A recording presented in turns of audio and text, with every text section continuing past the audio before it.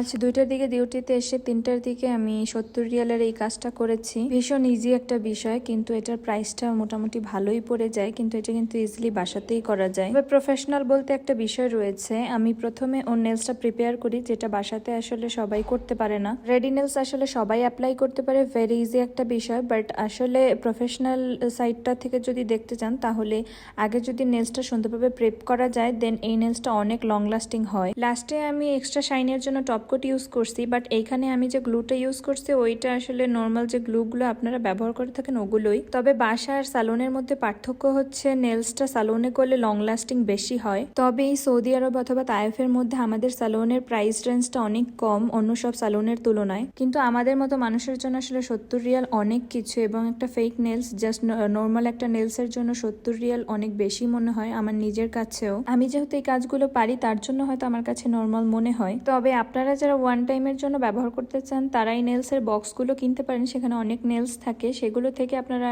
Use করতে পারেন বাসাতেই, তাহলে অনেক টাকা বেঁচে যাবে। বাট সৌদিরা আসলে ওই রিস্ক নেয় না, ওরা যত যাই হোক এক্সট্রা টাকা লাগলেও সালন থেকেই সার্ভিস নিতে পছন্দ করে। আর এইটা রেডি নেলস ছিল, তবে আমি যদি আর্ট করতাম সেক্ষেত্রে প্রাইসটা আরও বেশি পড়তো।